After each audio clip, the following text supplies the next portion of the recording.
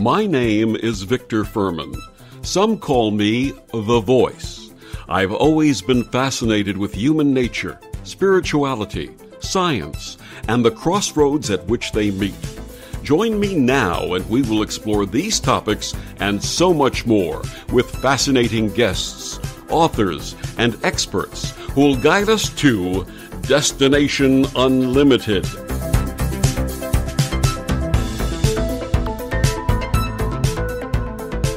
The fictional character, Dr. Doolittle, could talk to the animals. Did he ever consider plants, and can we, in the real sense, communicate with plants? If so, what can plants tell us about themselves, their experience, and their magical properties that may help us to heal and to guide us? My guest this week, Herald Roth, is among the foremost authorities on plants within the modern occult community. For more than 15 years, he's owned and operated Alchemy Works, an online store focused on herb magic, where he crafts and sells incense, potions, and magical oils, as well as seeds. He also does art with an occult slant. He joins us this evening to discuss his first book, The Witching Herbs, 13 Essential Plants and Herbs for Your Magical Garden. Please welcome Herald Roth. Good evening, Herald. Good evening to you, too. Thank you for joining us tonight. Thank you for having me. And when we first welcome a guest to Destination Unlimited, we ask them to share about their personal path and how it brought them to where they are now. So please tell our listeners about your beginnings with magic and with herbs. I got interested in magic as a young teenager and got a tarot deck and tried some spell work. And the first spell I tried actually worked, and it scared me so much I didn't do any spells for like decades after that. But I did keep using my tarot cards, and I learned a lot about that.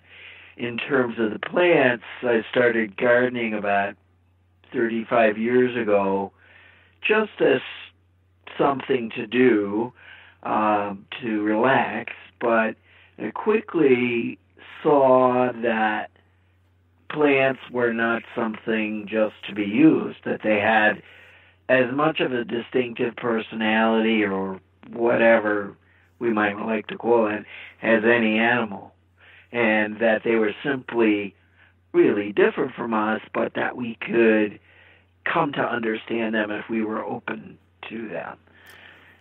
So let's talk a little bit more about your magical path. You had mentioned tarot as your beginning. Were you someone who had a sense of subtle energy when you were younger? I always thought that there was something beneath the visible world that we could perceive if we were lucky. I wasn't really sure how a person went about doing that. So that's why I got interested in magic, because I saw it as a way of revealing this hidden world. So that was basically my motivation. I wasn't really interested in, power, making people do things, getting money. I was interested in knowing the world. So. And did you have any experiences that led you to that understanding or that belief in the hidden world? Mostly things, probably dreams that I had as a child. Like I was certain that there was some kind of world behind the sofa that was very incredible. It was, and I'm sure it must have been a dream. It was something that I could sort of see through the sofa. And it was beautiful golden, red, and orange colors, and I really wanted to see more of that. So that's the kind of thing. Dreams were always really important for me in whatever I did. Did anyone in your family, in your heritage, possibly grandmothers or elders in your family, have any gifts of this nature?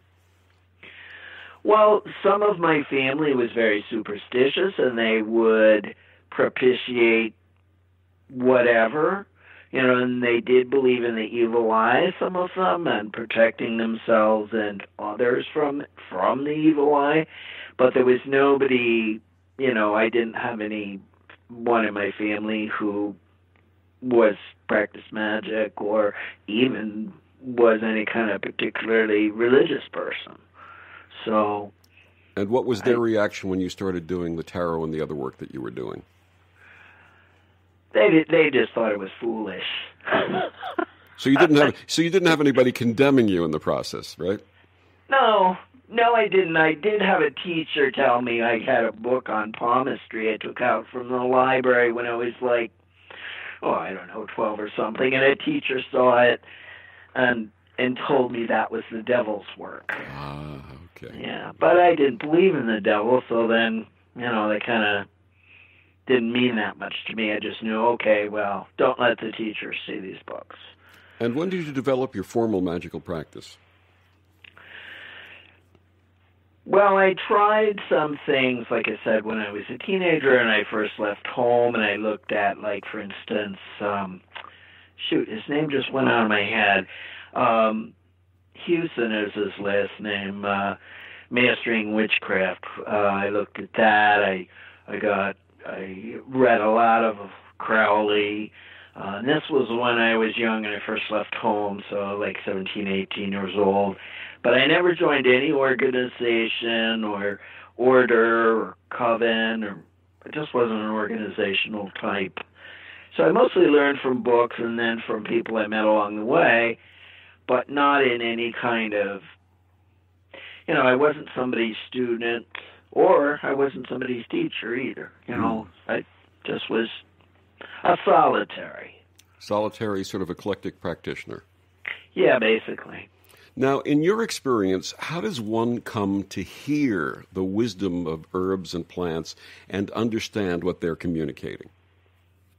I think simply by doing it and by practice, by growing plants, by tending them. I started with house plants, and I didn't have any sense of them as anything except for, a living decoration. But gradually, when I saw how seeds grew, I think that was probably the thing that most affected me. And that's why I recommend in the book that people grow things from seeds, because it's a very powerful experience you can almost not help being affected by when you grow plants from seeds and you see them grow from this little thing into, full-grown plant. And being around plants and helping them grow, I think, is the way that we open ourselves, or we can. It's an opportunity for us to open ourselves to a completely alien life and spirit.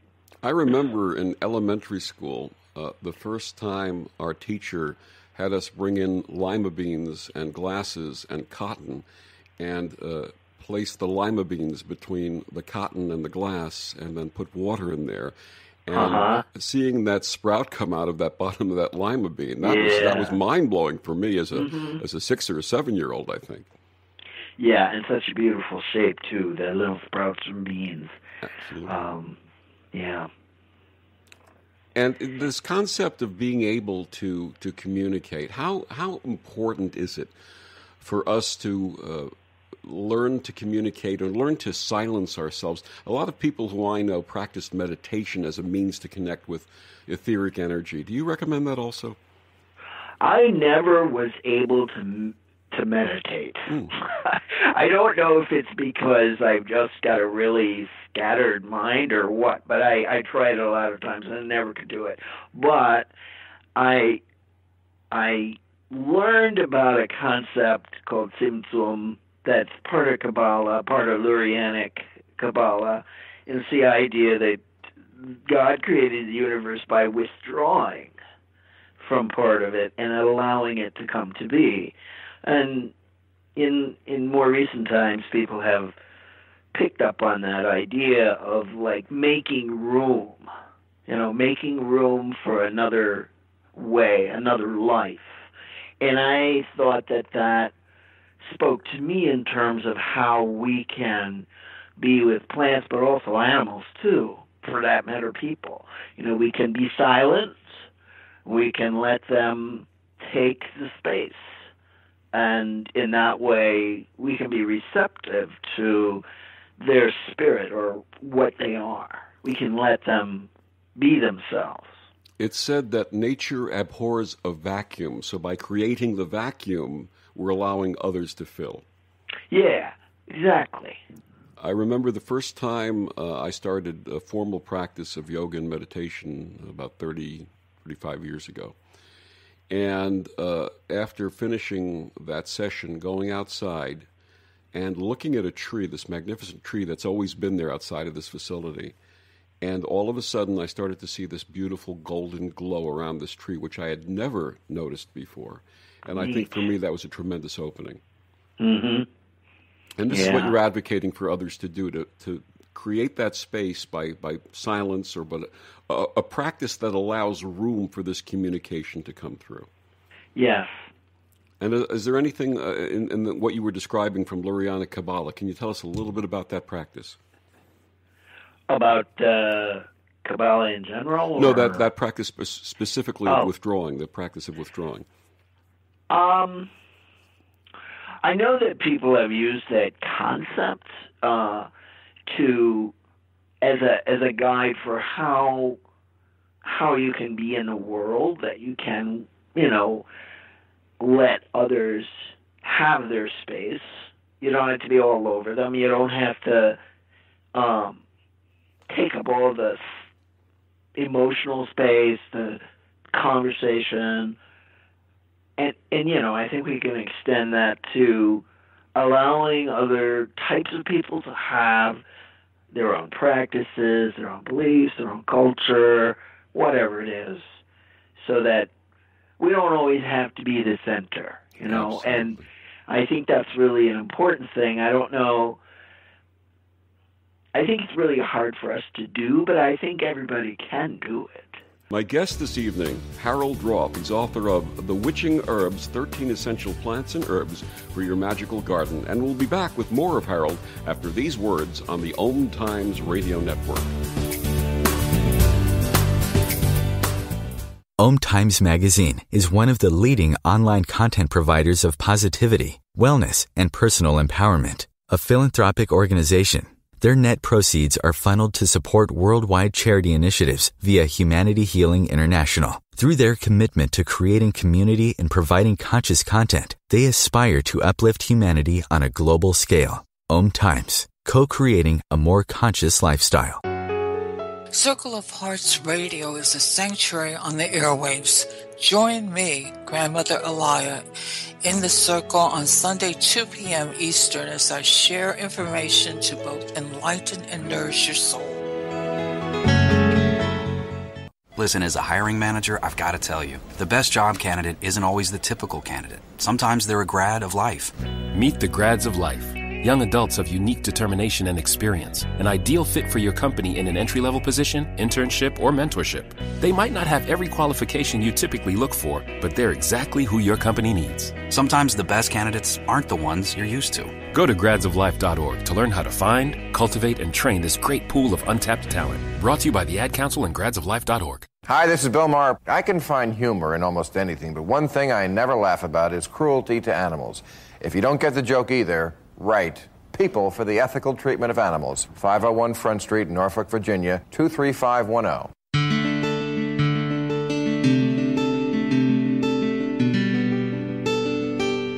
And we're back on Destination Unlimited. My guest this evening, Herald Roth. He's the author of The Witching Herbs, 13 Essential Plants and Herbs for Your Magical Garden. So prior to the break, Herald, we were talking about how people can develop their ability to communicate and listen to the plants and herbs and animals, and really to other people, by giving them the space, by withdrawing, by not making ourselves and our ego the center of everything always, and giving others the opportunity to fill that space and teach us something. Now, can anyone learn to communicate with plants and herbs, or just those with magical and spiritual inclination? Oh, I think anybody can learn, and I think that people who are just ordinary gardeners already have kind of a step up. If, they're not the kind of slash and burn gardener, but that you can't help when you're being a gardener to see how different things affect plants and how your presence there affects them. And I know just from gardening and being in gardening communities for years that a lot of people will just go out and be in their garden. You know, they just go out and be there and look at stuff. And I think that's something that we as human beings, we have. We had to have it in order to survive in our world, but we've a little bit lost contact with it, but I don't think that it's unreachable for most people. I think most people can do that. I had mentioned my experience with that tree that I'd seen many times, but didn't truly see until after my experience of withdrawal. And I find that often in nature, that if we go out and we're quiet and just observe, we start seeing things that we've never seen before. Do you agree? Yes, and in fact, I know that is actually a magical practice, that you just go out in the woods and you just stop and you just sit still and you just listen and watch and you don't do anything else.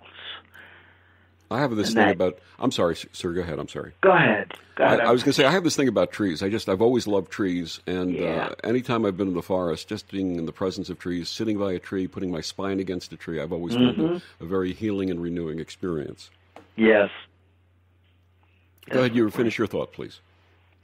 Oh, I feel that in doing that kind of thing, we're basically opening ourselves up to the spirits that are out there and saying, we're ready. If you want to talk to me, if you want to communicate with me, I'm here and I'm open.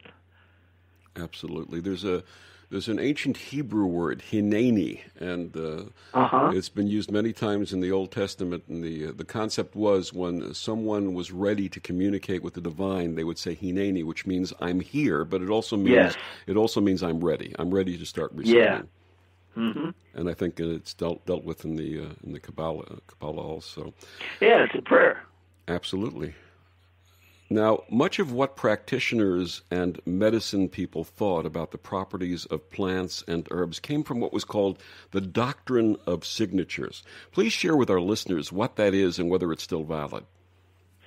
Well, the kind of simplistic view that's put forward generally about it is that the shape of a plant part, if it resembles a body part, that it will help to heal that body part. And a classic example is lungwort, which in some varieties the leaf has spots on it. And lungwort is supposed to be good for the lungs because the leaf with the spots looks like a lung with the bronchial holes. But in fact, it's really more like a guide or an indicator or a reminder that, this plant is good for your lungs, not because it has these holes and, these round things on the leaves, but that's just there as a reminder that it can be good for lungs. But there are all kinds of aspects of a plant that have significance in the Doctrine of Signatures, and it can be kind of confusing. Like Paracelsus, who used this doctrine, he basically invented it or made it popular in Europe, said that you can look at whatever. He extended it to all kinds of things like geological formations and stuff. But you could look at something and you could see a bunch of signatures. And if you weren't careful, it would be like going to a town hall meeting where everybody is saying a different thing, and you just get a big confused perspective. So it's up to the practitioner to focus on one of the aspects, one signature of the thing, and then try to go from there. But I do think that it's a handy way of approaching plants. What are some other plants that fall within the Doctrine of Signatures in terms of resemblance to parts of the human anatomy? Oh boy. Well, walnuts. are classic, Sure. right? Because they look like a human brain, and so they're supposed to be good for your brain.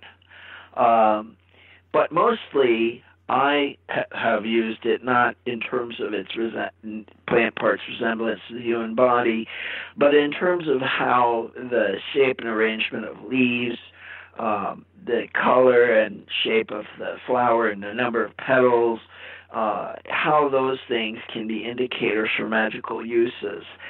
Like the belladonna plant, when it grows, it has a very distinctive stem that angles back and forth, so that each clump of leaves and flowers is on one side, and then the stem kind of grows in the opposite direction, and it has a clump on that side.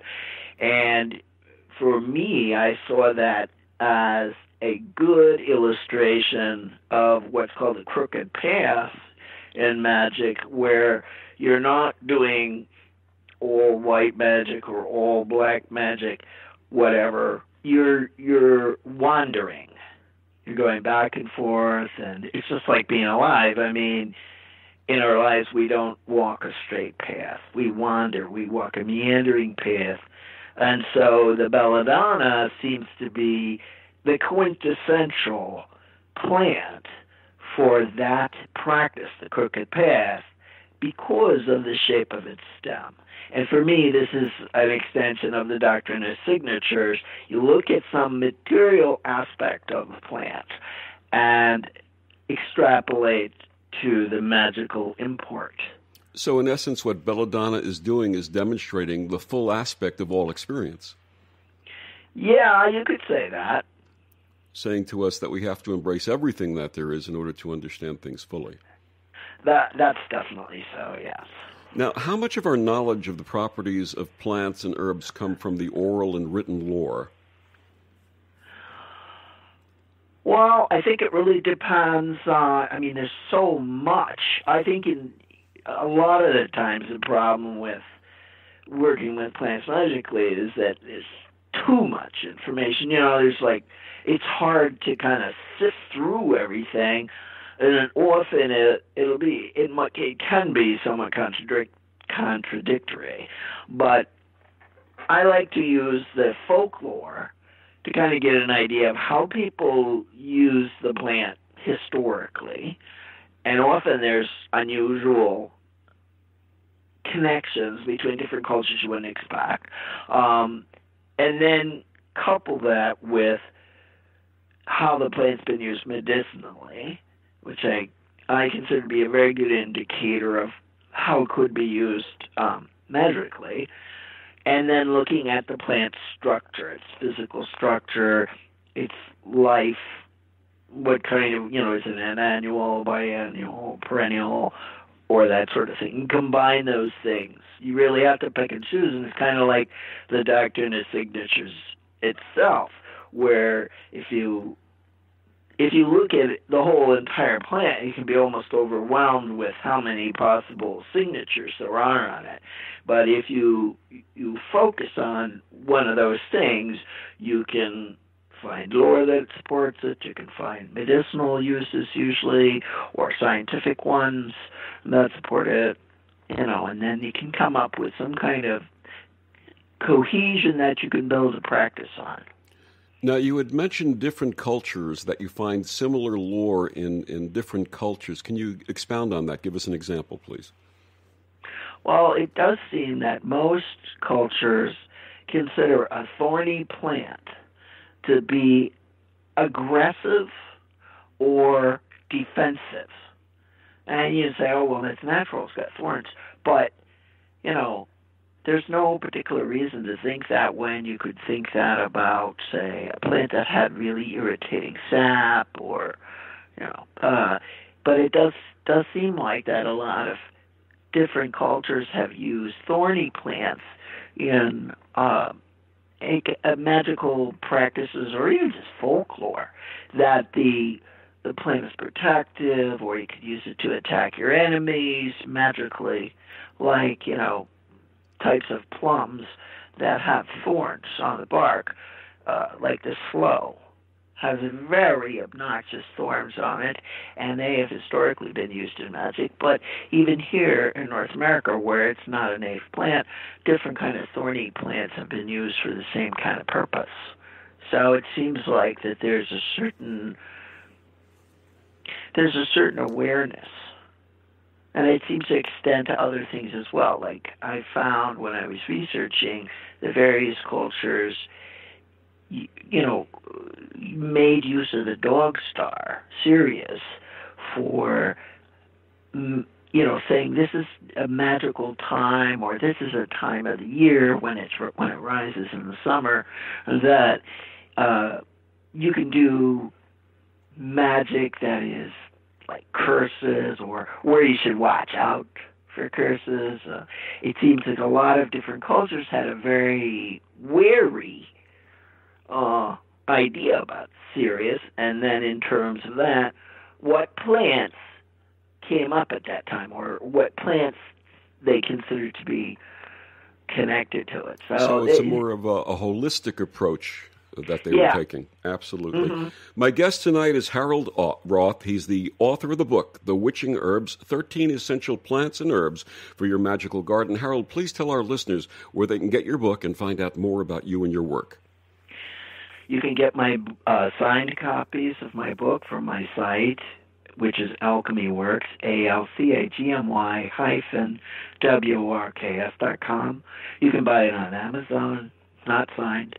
My site has a lot of information about herbs on each page, and it's free, just to read. I also sell seeds and stuff that you can grow these yourself. And we'll be back with more of Herald Roth and the Witching Herbs after these messages on the OMTimes Radio Network.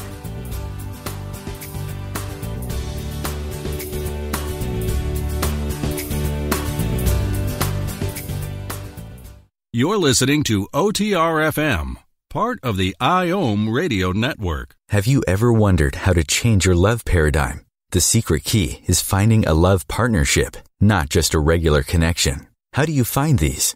Through conscious relationships. Ascending Hearts Dating is a dating site for people like you that believes in second chances and a different type of spiritual connection. Try Ascending Hearts for free today at ascendinghearts.com and change your love paradigm. Ascending Hearts, the premier dating community for the spiritually awake.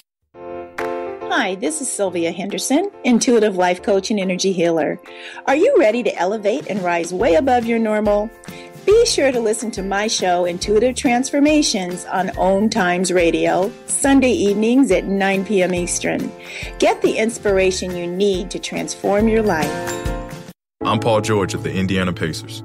When I was 6, my days were spent playing basketball. When I was 6, my dream was to make it to the NBA. When I was 6, my mom had a stroke. So I want you to learn to spot a stroke fast. F-A-S-T. F, face drooping. A, arm weakness. S, speech difficulty. T, time to call 911. I'm Paul George. Spot a stroke fast. Visit strokeassociation.org. Brought to you by the American Stroke Association and the Ad Council.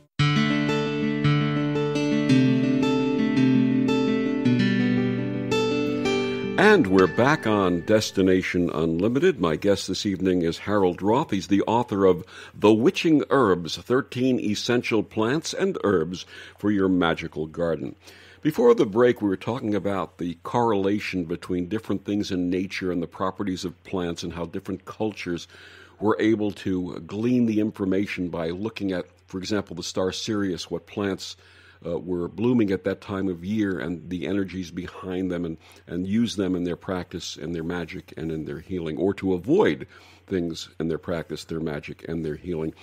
And Harold, I wanted to ask you, a lot has been made about the fact that now we are a pretty much a sedentary society, and that a lot of us, because of seasons, don't have access to all of the locally grown fruits and vegetables that would be available to us if climates were different and so on, and that it's really important for us to live by consuming the natural fruits and vegetables in our immediate environment the way our ancient ancestors used to do. Does that also affect the herbs and the plants that you talk about? There are people who say that we should make use of native plants. And unfortunately, that doesn't have a lot of traction in magical practice. I wish it did have more. Certainly, all the plants in my book were brought here to North America, with the exception of Yarrow, which had it has a subspecies that is native to North America and is indistinguishable, except by botanists, from European Yarrow. But the rest of them were, not native to here. And the thing is that you can say, well, if you're a European, if you're from European background, then using these plants is in your kind of genes. You can use them for that reason. You can use them because they are familiar to you. But I do know of people who practice magic who, for instance, mugwort is a European, was from the old world. But there are mugworts that grow in North America, like Artemisia, I think it's Douglasii or something like that, and Artemisia californii. And those have been used magically and are considered to be more powerful than the European one. So it really depends, and you can find a lot of information about how native plants were used by looking up plants in I think it's called the North American, I can't think of what it's called. It's ethnobotanical database. It's a compilation of all these different uses that native peoples of North America use these plants for, whatever, all kinds of native plants. And that can be surprisingly really helpful in magical terms. Like if all these different tribes are using a plant for getting rid of germs, they weren't thinking of it in terms of germs, but in terms of purifying or driving out germs like from a cough, then that's a good candidate for using to clear away negative influences or whatever. But you also find that there are plants that native people used for magical or religious purposes. I wouldn't advise impinging on anybody else's religion, but that you can get a hint, like if you see that a plant was used for some spiritual purpose, then you can try it out that way yourself. Absolutely. And how much of this knowledge or this information do you think comes within specific cultural genetic memory? I don't know. Okay. So this is something that you would say really comes through passing down through generations by lore, by oral tradition, by written tradition, rather than something that might be comprised by genetic memory, that when we're children we naturally have, for example, a knowledge that we should or should not touch a certain plant. That's not something that you believe exists, or that you think that it's something that comes from being told or being trained or the lore. I would tend to think it comes from the lore because children get poisoned all the time by plants. Okay. Now, is there an affinity between certain plants and humans? Definitely. Give us some examples, please. Well, I would say the whole nightshade tribe of plants is very much interested in being with people. They're known for growing in what are called disturbed areas, which is where human beings have done things like cut down all the trees, dug up for a road or a ditch, a garden. Like belladonna, you almost never find it growing by itself out in the woods. It likes to grow where there's people. Henbane, like when you read Culpeper, who was an English, herbalist, was the first to really popularize the use of herbs in the vernacular instead of using Latin. He described henbane as growing in all the ditches, right? So it was not something you had to go out into the wild to get. So it does seem as though that group of plants, and, we could talk about tomatoes and, all kinds of things that we love are in that family. It does seem like it chooses to be with us. Weren't tomatoes originally called poison plums? poison apples or something like that, yeah. Yeah, they were definitely considered poisonous, and I'm sure a lot of them didn't taste that good. They didn't taste like the ones we eat now, let's put it that way. Absolutely. Now, what secrets can you share for those who choose to grow and cultivate their own magical herbs and plants? Well, I think in terms of secrets, you really have to decide for yourself which plants you like and focus on those, because there are so many different plants. I mean, I've certainly grown tons of different plants, and I never used them for any magical purpose. I just grew them for the novelty, or because I thought they were beautiful, or just curious. But I do think it's important to choose a plant or two and grow that and read about it and be with it and harvest it and use the parts for different purposes, so that you get an in-depth understanding of that particular plant, and you are the most open you can be to contact with that plant's spirit. Now, do you advocate people singing to their plants or beaming positive thoughts to their plants, or admiration or love? I think when you grow a plant, you have to take care of it, and that comprises devotion. Like when you groom a plant, you watch out for pests on it, you take care of them if they arrive, you fertilize the plant, you give it a good place to grow, you water it. All of those things are acts of devotion. If you want to sing to it too, I think that's great, but I don't think you have to, because you're already doing all of this devotion for the plant. So in essence, what you're doing is you're treating that plant as if you were treating your own child. Yes. And anything that you would do to bring that child into the world in a happy and healthy manner, you would do with the same with your plant. Yes. I can't remember the gentleman's name now, a Japanese scientist. Do you know who I'm talking about, who did the study on water and then did the study on plants? I don't know what his name is either. But there was a study, he originally did a study on the property of water molecules, and that people who had positive intention and thoughts, the molecules took on certain beautiful crystalline forms, and if they had negative thoughts, those forms would become distorted. And then there was another study done showing that plants respond to people's thoughts and people's ideas. So when we talk about literally being kind and loving toward the plants that we grow, as if we're doing the same for our own children, it really has scientific background. Yeah, I think it does too, and it's also incorporated into magic in terms of, like, for instance, I read a description of it using, I can't remember which plants it was. I think it was the Angelica, though, and using that to make a curse, which you wouldn't normally choose that plant. I mean, it's like this big, happy, generous plant. It's kind of like a collie or something.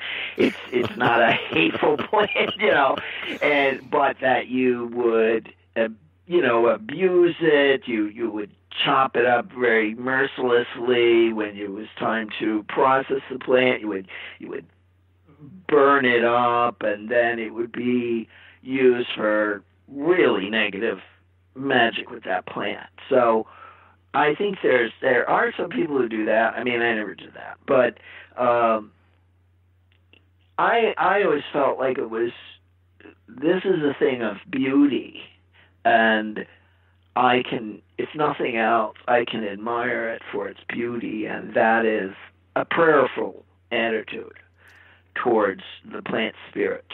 Absolutely. Now, as a child of the 50s and 60s, I had some experience with fungi and mushrooms, and even though your book doesn't address those, tell us a little bit about the magical properties of those.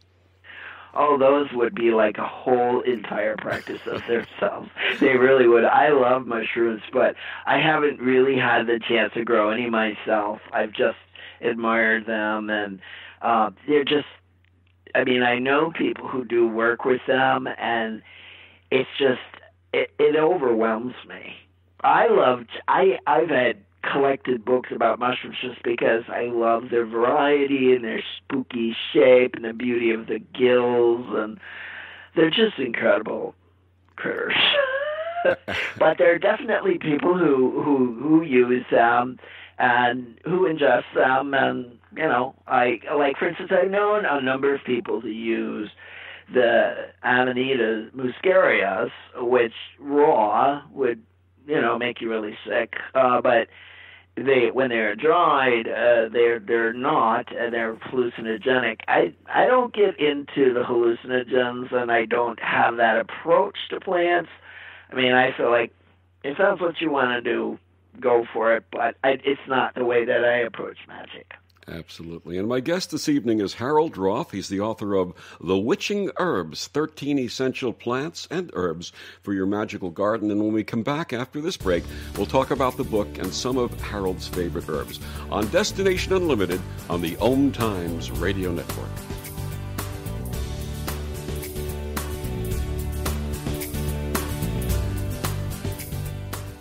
The number one reason girls drop out of school in sub-Saharan Africa is lack of access to feminine hygiene products. The Pads for Schoolgirls Project, an outreach of Humanity Healing International, is changing this paradigm by setting up sewing programs at schools, teaching girls a vocational skill, while producing the reusable pads that help keep them attending classes. The girls pay it forward by making and giving pad kits to other girls in need. To learn more, visit humanityhealing.org. Humanity Healing is where your heart is. This is Terry Van Horn, and I want to invite you to join me for my weekly radio show, Hailing Light, on OMTimes Radio, every Wednesday at 6 p.m. Eastern Standard Time. On Hailing Light, we want to bring love, light, and blessings into your world. You can find out more about us at www.healinglightonline.com. Blessings. My name is Lola Silvestri, and I'm going to be 95 this year. I was very independent. I fell, and I had to have Meals on Wheels. America, let's do lunch. 1 in 6 seniors faces the threat of hunger, and millions more live in isolation. Drop off a hot meal and say a quick hello. Volunteer for Meals on Wheels by donating your lunch break at americaletsdolunch.org. This message brought to you by Meals on Wheels America and the Ad Council.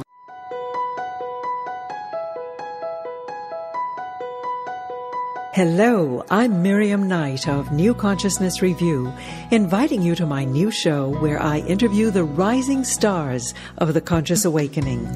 We'll explore the many faces of consciousness in action and intriguing perspectives on life, the universe, and everything in between. Join us each Wednesday at 2 p.m. Eastern on the Rising Stars Show. I didn't know it would be so hard. It's easier to heal others than to heal myself.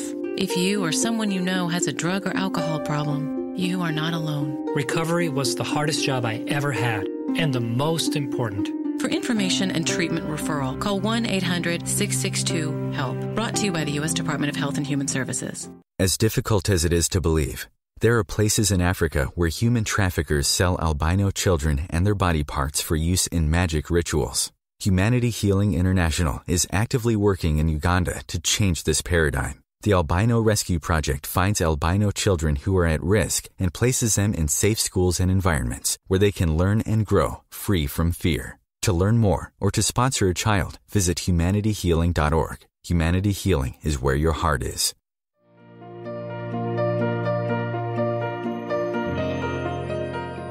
Every Tuesday on Living with Moxie, join Shefali Burns and Donna Martouge in conversations designed to take you to the next level, where we highlight ideas, resources, and strategies that provide you with the leverage you require to meet and exceed your business and personal goals.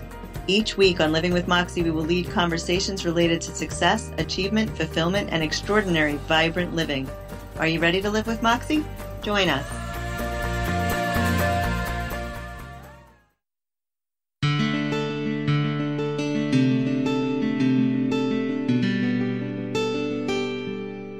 And we're back on Destination Unlimited. My guest this evening, Herald Roth. He's the author of The Witching Herbs, 13 Essential Plants and Herbs for Your Magical Garden. So, Herald, how did you come to write The Witching Herbs?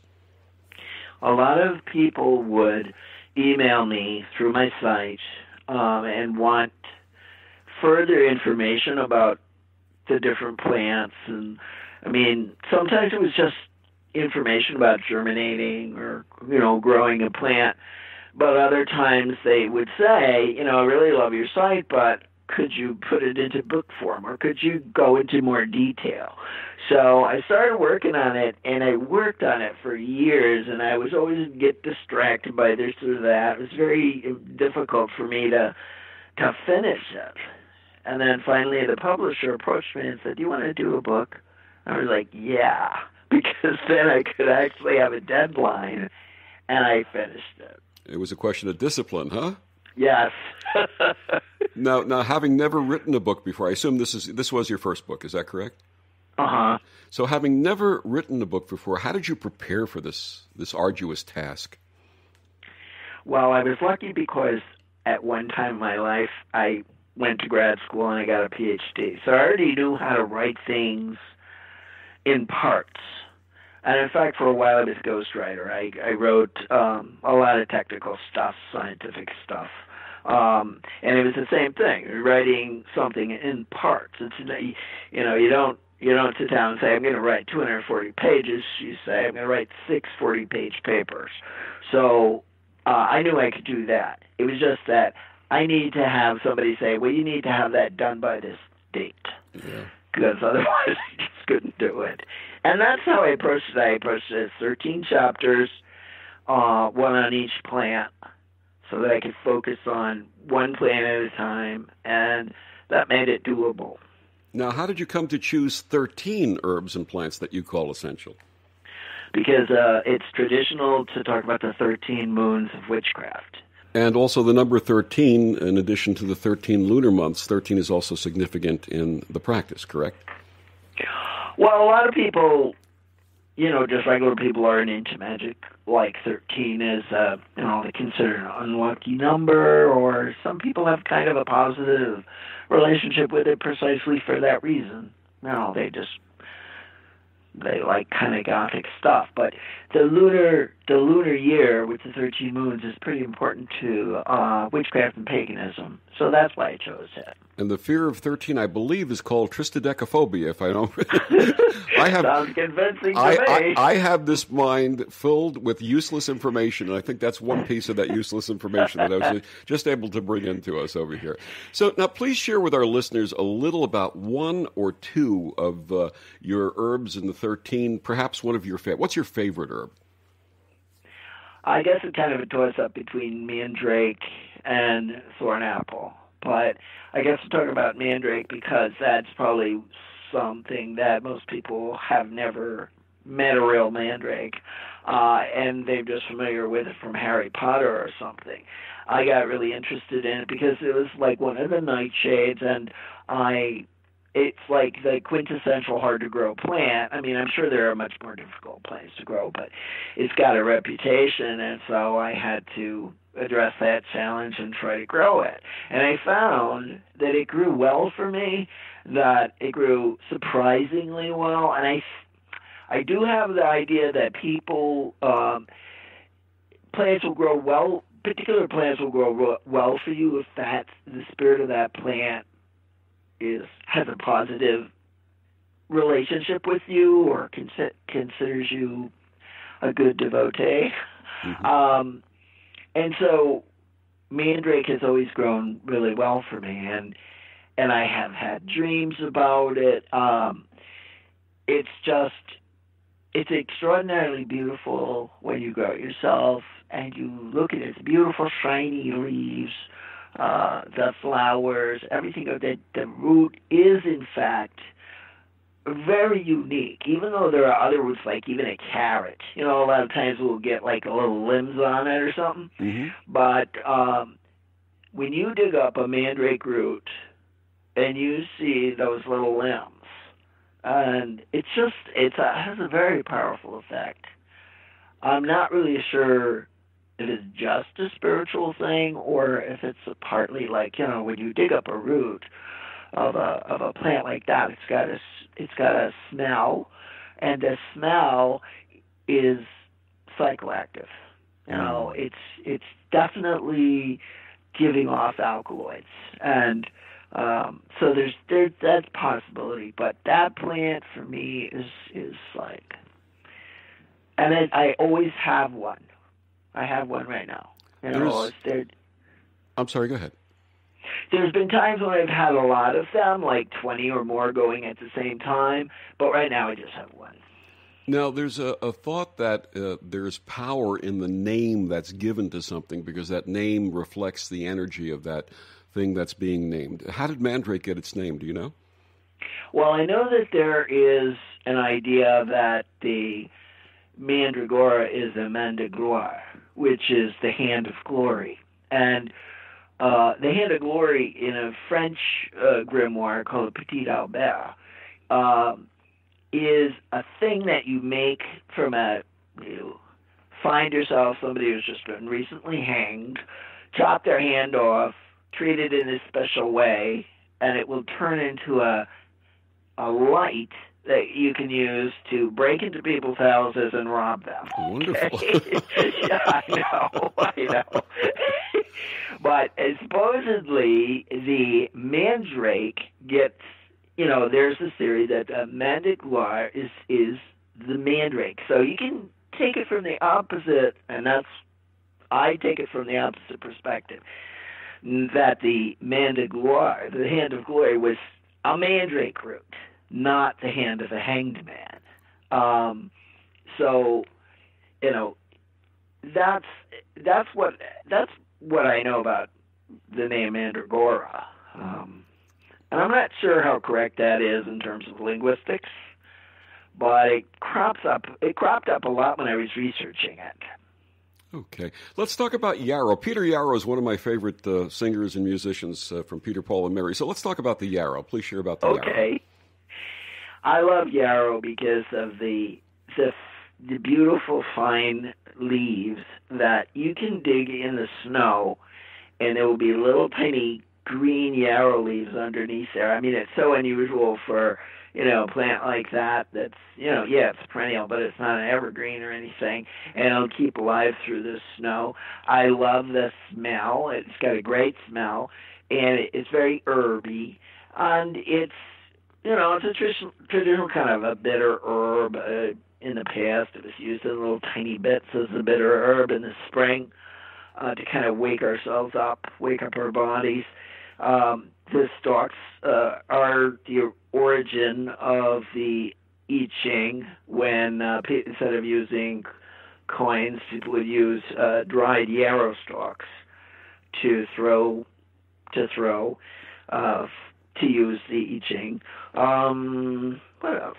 I like that yarrow is, like I mentioned, there's this subspecies of yarrow that's a native North American plant, but most people don't know that, and they uproot yarrow from their lawns and stuff as not being a native plant. So it's kind of like got this very trickstery aspect to itself, and it's been used in a lot of trickster ways in culture, like to flavor things to make them seem like they were made out of a particular type of grape, or to increase alcohol content of beer, and all sorts of things like that.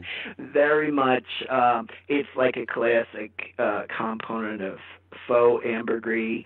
It's just like a lot of stuff like that. So wonderful. What makes your book, The Witching Herbs, different from other books on the subject? I've got tons of detail about how to grow and cultivate and harvest these plants. Most are books about, like, say, Wiccan gardening or witchcraft gardening or stuff. They kind of light on the how to actually grow each herb. And I also, my book is peculiar in the fact that I developed magical interpretations for the different life lengths of plants, the annual, biennial, and perennial. Nobody's ever addressed that in magic or even in folklore. So that's something unique in that people can apply to plants that are not in this book. Please tell our listeners a little bit about your business, Alchemy Works. I've had that business. I started it in 2000 because I liked gardening and I always had a lot of extra seeds. So I decided to take the advice that, make a job out of something you love. And I started selling my extra seeds, and then it just expanded from there to include a lot of other things, most of which I made, like different magic oils and incense and stuff like that. And it's grown from I think originally I had 7 products, and now I have 650. So that's pretty much it for that. Wonderful to share your wisdom and your knowledge and experience with listeners and readers and those who are drawn to this topic. My guest this evening, Herald Roth, author of the new book, The Witching Herbs, 13 Essential Plants and Herbs for Your Magical Garden. Herald, please tell our listeners one more time how they can find out about your book and you and all the wonderful work that you do.